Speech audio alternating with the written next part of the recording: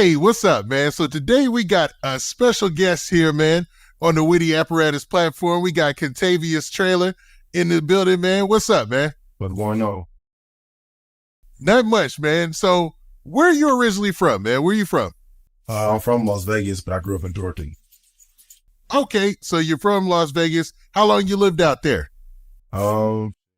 Since high school. I've been back and forth since high school.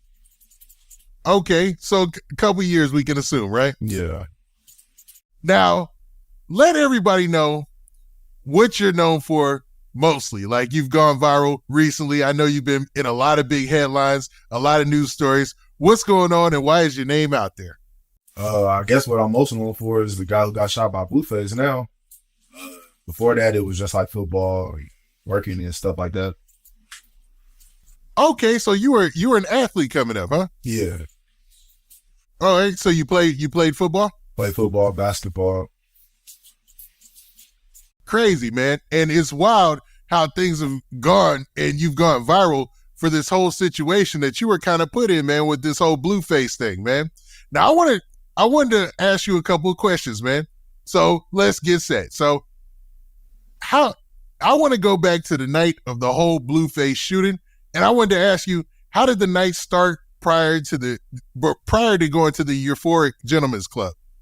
So prior to going to Euphoric Gentlemen's Club, I was at an event called Trap Karaoke with a few family members. Ran into one of my old girlfriends. We was chopping it up and having a good night or whatever. And then I went back to the house and had a few more drinks and just hanging out. And that's pretty much all I was doing before that event happened. Okay, so I've been to one of those trap karaoke events before in different cities, man, and it's usually a good time. So it's best to say that you were having a good night out, right? Yeah, I was having a good time. Family atmosphere for sure. So what led you to the nightclub? Why did you go to the Euphoric Gentlemen's Club? Are you a regular there? Nah. So my girl that I had met at the trap karaoke, she was going there with a few other people. So I just was going to pick her up that night, and then I was just supposed to be picking her up. So you showed up to pick somebody up. Did you ever go in? Yeah, I went in because when I pulled up to pick her up, basically she was just like, I ain't ready to go yet. Can you come inside with me and, just hang out a little bit?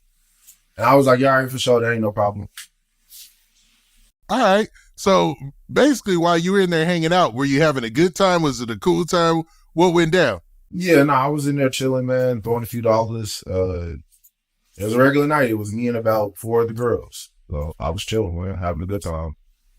Sounds like a good time, man. I know them days. And I'm guessing in Vegas, when you go out to a nightclub and to things like that, it's probably on 10. You know what I mean? Yeah, sometimes. You said sometimes. Yeah. Being from there, you get used to it? Is that what it is? Yeah, everything get watered down when you're from there. You always want the excitement of going somewhere else. Yeah, I've lived in several big cities, and I felt that way too. It loses the lure once you've lived there a couple of years, right? Get off at touch. Now, why did you choose to leave the club? Why did you leave the club? Was it closing, or you just was like, all right, it's time to go. I showed up to pick up this chick. Let's roll. Yeah, I showed up to pick up my girl. We've been in there about an hour or two now at this point, or an hour and a half or so at this point. I hadn't drunk anything or anything like that, but, it's time to go home and, chill now. That's a good point to make. So you were a sober mind. You didn't have anything to drink or anything like that, huh? Yeah, no, I didn't have anything to drink at the club. So when you were leaving, you were just having a good time and it was time to end the night, huh? Now, was the rest of the club letting out or were you just leaving on your own? I was just leaving on my own, but it seemed like everybody was kind of dispersing a little bit. Okay, now this is the crazy part because as you leave, this is where we get to national headlines in this crazy situation. Now, a lot of stories out there have reported that upon leaving the club, you made a remark to Blueface speaking to some females about being in a cheap vehicle. Did that really go down? Nah, see, that's what I'm saying. That's part of the story that's just so misconstrued. Did I say the joke? Yeah. Was anybody around when I said the joke? No. If you know how a club works, he's all the way on the street. I'm all the way back by the back door. So, yeah, nah. So yeah, I said a joke to my girl, but the police kind of blew that out of proportion. The police. Okay, so go ahead and can you tell us the joke that you said? Like, what did you say? I didn't say anything that serious. I was just saying like, I don't know, he was getting in like a Honda with a fat girl or something like that. I thought he had some money or something like that. That's all. I'm sorry, man. It just even there, it was kind of funny. So you is that what you said, that he was getting into a Honda with a overweight chick? Yeah, pretty much. I mean, that's pretty much all I said. I mean, and like I said, it was just me and my girl, arm wrapped around her, so nobody heard it. We walking out the back door. So this is a girl that you were dating at the time? On and off with, yeah. Okay. So y'all leave. You say the joke, and you're not even within Blueface's earshot, right? He can't hear, right? Yeah. So basically, when we're about to leave the club, they tell everybody they have to go out the side back entrance. And pretty much all of Blueface and his entourage go out the front door. I go out the back door, the side back door, my girl, and the whole entourage go out the front door, including Blueface. That's why he was already in the front by the cars or whatever. So walking out, and just got my arm around her, we talking, we laughing or whatever. Walking around the strip, go back to walk around the front door, and then that's when everything pursued. So what really set off the fight then? Actually, it was about a shirt that I had on, a Playboy shirt like this one. I had on the Playboy shirt, and they just assumed I was from Bloods. Nobody pressed me. Nobody, asked me where I was from or nothing like that. They just assumed. So I guess one of the dudes said some remarks, I guess dissing Playboy, and I didn't pick it up because I don't gangbang. So I'm still just walking. Next thing I know, I get hit from the back in my ear or whatever while I'm walking past. And I turn around like, who did that? Next thing I know, he over there just, talking this shit or whatever. And I pull up my pants and say, I'm about to beat your ass. That's crazy, man. So it didn't start from the joke. It actually started from the Playboy t-shirt that you were wearing? Yeah. But what's crazy is the Playboys, there's Playboys that are, there's Playboy Crips are very well known in Los Angeles. And I'm wondering man, that's crazy. So they thought it was some gang. They thought you were associated with a gang that you're not associated with. Yeah, pretty much. Wow. So did they take off on you first, or? Yeah, I got jumped outside the club. That's why I was a little confused when just that video of me driving off popped up, because I got my ass beat for a good 5 minutes prior to that, where I got jumped by 5 to 6 people. Wow. So 5 or 6 people with him. And you know these situations, man. We've all been to the clubs before, especially at a let out. That's why I hate a let out. You know what I'm saying? That's why when you said you were going from through the side door or the back door, I was like, well, he's smart, man. Most people, they leave through the front with everybody else during the let out of a club. And that's always when something crazy happens. You know what I mean? Well, yeah, but I mean, this way it was still kind of a setup. They just told us to leave out the side door. They made everybody else leave out the front door. So it's kind of like everybody was just waiting on me to walk by. Now, did they ever say anything to you inside of the club? Hell no. I was in there chilling. Like I said, I probably got about $300-$400 in ones and was throwing that. One of them throwing no money, so I don't know. So it sounded like you was having a good night. Ain't nothing wrong with it. I was chilling, man.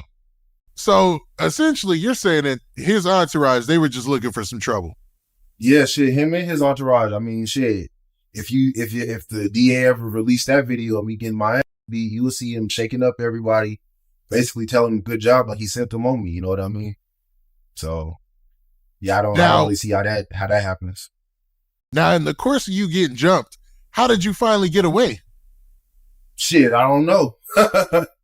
Next thing I know, I was waking up and my girl was picking me up, just pretty much telling me all what happened. And like I said, I was kind of in a daze. Oh, wow. So they actually packed you out to where you were on the ground. Yeah, something like that. I know man, it be like that sometimes. Yeah, no. It sounds funny, but yeah, I got my ass beat. That's a bad thing.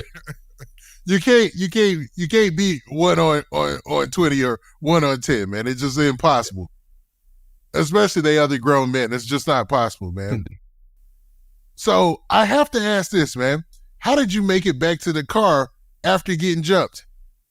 I mean, honestly, bro, like I said, it was a daze. Girl picked me up. Like I said, I had a facial fracture and concussion and some motion. So at the time, honestly, I don't remember shit for real. I'm just over there kind of like, what the fuck just happened? Like, I'm like, I don't even know them niggas and shit like that. She trying to fill me in, but I'm just like kind of in the daze. And then next thing I know, I make a phone call. I kind of black out. Okay. Now what's crazy is you get back into the car and you're able to drive. At that time, did you already know you had some serious injuries or whatnot? At the time, like I said, shit, I couldn't even see and shit. Like my eye was swollen shut and shit like that. So I really couldn't see and shit. But my girl told me that I was jumped and shit like that. So I kind of just, she told me I was jumped. So I kind of drive over there like who the fuck jumped me type shit. Like, trying to get up out of there or whatever. Roll down my window, go to say like who the fuck jumped me. Before I even say anything out the window, a motherfucker running in my window trying to hit me or whatever. And then that's when you see me like, he coming there trying to hit me and I just kind of like try to drive off. And then that's when I hear the shots and I really duck down like that. And then that's where I get grazed on my head. That's crazy, man. So essentially, man, you're saying that number one, you didn't get into it with them in the club. You just made a joke that they probably couldn't even hear. It's a proven fact they couldn't hear my joke. It's a proven fact. So it got to the point of them jumping you just because they thought you were from a gang that you're not from. Mm-hmm.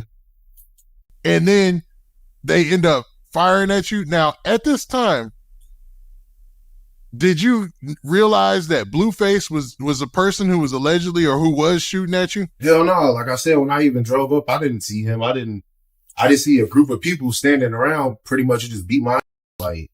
So I just drive up right there. You know what I mean? I'm trying to get my ones back. I'm a man at the end of the day. So that's pretty much all I was on. Anybody who knows me knows I don't carry guns. Never have, never will. Like that. Like, no, I ain't no shit starter. No, I ain't just out here talking shit to people and shit like that. So it's like, people who really know me know the real. That's wild, man, because if you didn't flash a gun, you didn't do anything like that, and it immediately went to them trying to shoot at you? That's what I'm saying. Like I said, anybody who ever known me, knows me, whatever, can never, ever, ever tell you they see me with a gun. Ever. Not one person.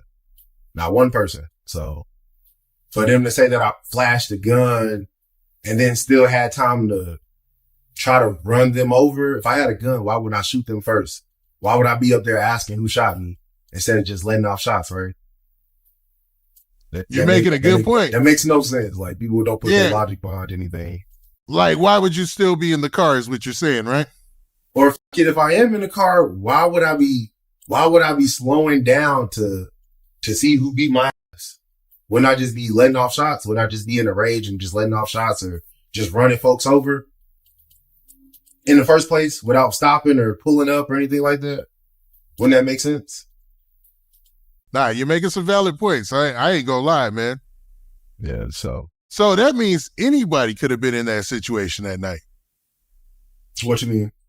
Meaning anybody with a shirt on that said Playboy that might not. Well, I'm over 6'2", 6'3", so I mean, honestly, I think they was just intimidated. I mean, because normal protocol, you press somebody, ask them where they from, what set they claim, this and that. You try to check their temperature first. None of that was made with me. You know what I mean?